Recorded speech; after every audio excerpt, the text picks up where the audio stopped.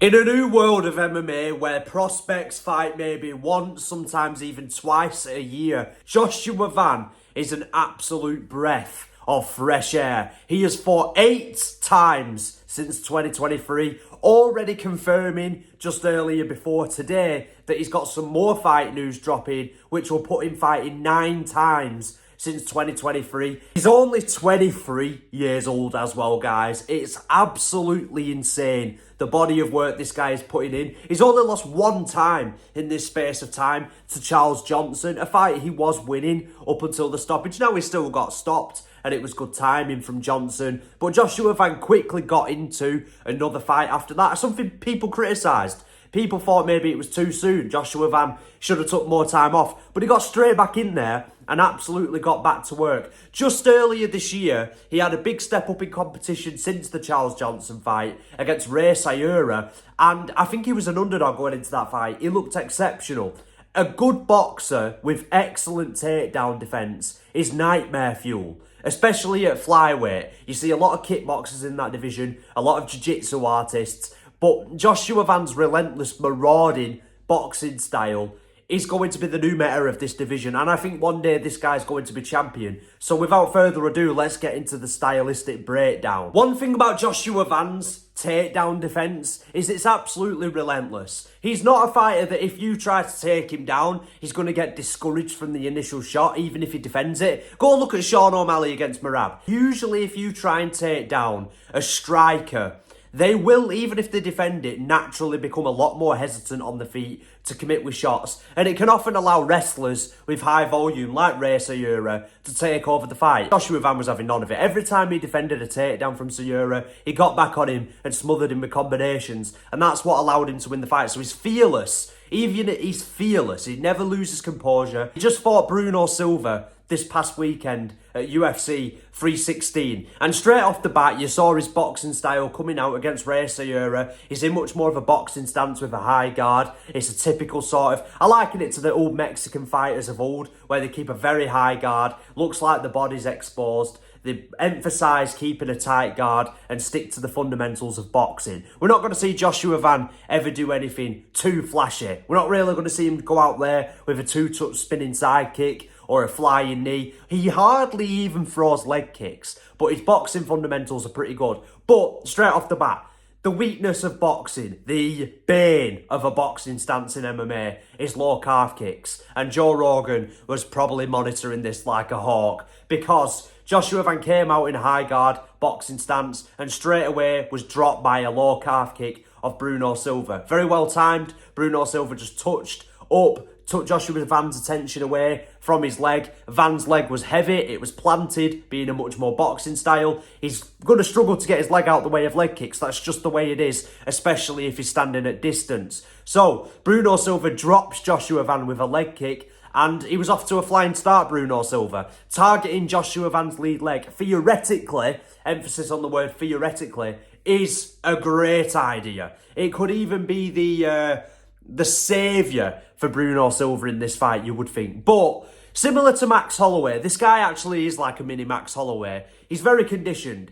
In theory, throwing low calf kicks against a much more of a boxer in MMA should help you massively in the fight. Now, if he comes up against somebody that can consistently land them at a consistent pace all the way throughout the fight, which Silva was not able to do because Joshua Van took away his space and he was relentless, which was a good adjustment from Van, showing a lot of fight IQ. Joshua Van, after this, didn't one time stop smothering Bruno Silva's distance. He picked up straight away on how Silva was going to try and win this fight, and he dragged him into much more of a boxing fight, which suited Joshua Van.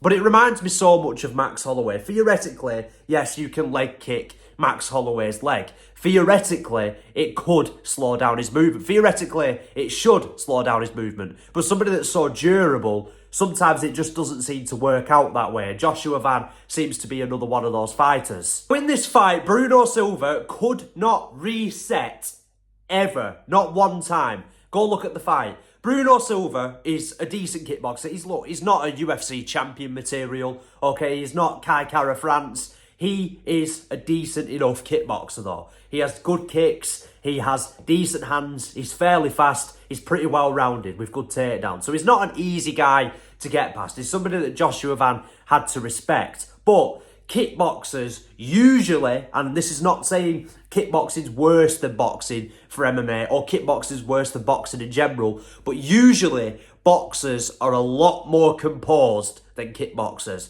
in my opinion. Now, I've stood in front of kickboxers and I've stood in front of boxers. Usually boxers are a lot more composed. Usually they don't overdo big movements because they're not used to exploding with kicks or exploding with arm punch combinations. They cinch more into the shots and they time the shots a lot better. They don't overdo big movements. Usually they'll take a half a step out, whereas a kickboxer, a lot of the time, they'll take a full step out of an exchange so they can reset. And Bruno Silva could not ever reset against Joshua Van. And I think that dragged him into a really, really uncomfortable pace, where at one point in the fight, Bruno Silva comes forward in a straight line looking to blitz at Joshua Van. Van shoulder rolls over the right overhand, adjusts the angle and pivots out to his left. Bruno Silva completely misses, and Bruno Silva attempts to take 2 steps away so he can reset. And what does Joshua Van do? Follows him.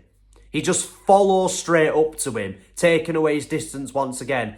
There's no ability to reset for Bruno Silva. There's no ability to think. And although Bruno Silva, again, managed to land some decent low calf kicks in this fight, he wasn't able to land them consistently enough to do any real damage to Van because his space was just consistently being taken away. I want to take you to the knockdown just to kind of show you fully how good of a boxer Joshua Van is. So, Bruno Silva, I think it was 2 minutes, 21 seconds left of round number 1. You can go check it out if you want. Bruno Silva is squared up, right? Being more squared up, which is usually what kickboxers are, it allows him to just explode with kicks more. And that's much more of a comfortable way of fighting for him. Light on his lead leg, it's much more of a kickboxing style with a high guard, but sort of open hands to parry the straight jabs of Joshua Van. Problem with that is Joshua Van makes a really intelligent read here. He sees Bruno Silva's feet, or he sees how squared up he is, and he comes in with a jab. Now, if you're going to try and parry someone's jab, well, it's the fundamental defense. You can either slip on the inside, you can slip on the outside, or you can attempt to parry somebody's jab. So when he goes to parry Joshua Van's jab is quick enough, he times it well enough to get through. Now, what boxers usually do in response to a jab that can get through is sometimes they can attempt, if their parry fails, to sort of cushion the blow and slip away from it or move away from it on an angle. Bruno Silva being squared up, he could have moved to his right to evade the shot. He could have moved perhaps to his left, but it would have been a bit more difficult. But because the jab gets through his parry, Bruno Silva instead pulls on the jab straight back. And if you pull on somebody's jab and they notice you doing that, you are very open to the right hand. Because the jab gets through, Van knows he's in range for the straight right hand. Bruno Silva attempts to lean back away from it, and Joshua Van follows through with just a beautiful right hand that cracks Silva straight on the chin, and then Joshua Van comes in with a left hook follow-up that fully drops Bruno Silva. And Bruno Silva again pulls on the jab, he's squared up so he can't naturally, being in Joshua Van's stance, he'd be able to take a half step back and be fine, or maybe move out on an angle much better. But if you're squared up and you attempt to move back in a straight line and you've just pulled back on a jab, it's a recipe for disaster. You're not going to be able to get back quick enough away from the right hand. And it was just a really, really good setup from Joshua Van. He's active.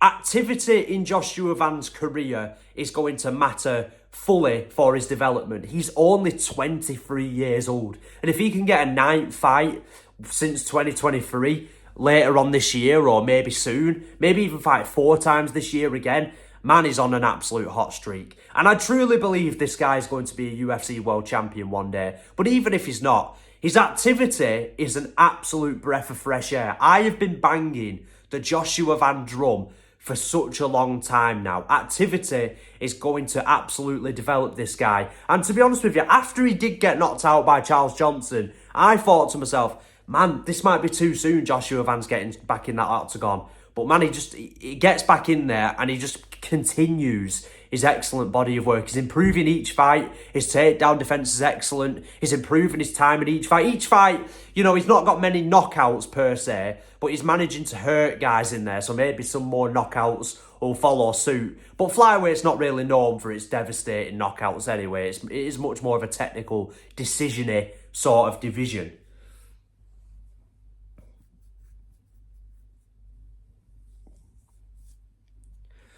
And ultimately, lads, Joshua Van is one of the most active prospects, if not the most active prospects in the UFC. I think he deserves all the hype he's getting. I actually think, you know, for once, we've got a fighter in flyweight that, even if casual fans don't really like flyweight, they're going to keep seeing Van fighting when they're watching a main card or a prelim. Hopefully he can move to the main card now and stop kind of getting prelim fights. I'd like to see him on that main card because I think he's very promotable. You don't need to have a flamboyant personality if all of your fights are fun and you keep fighting 4 to 5 times, maybe even a year. So I'm really excited to see what Joshua Van does next. I think he's an excellent fighter. I think he's a top quality talent.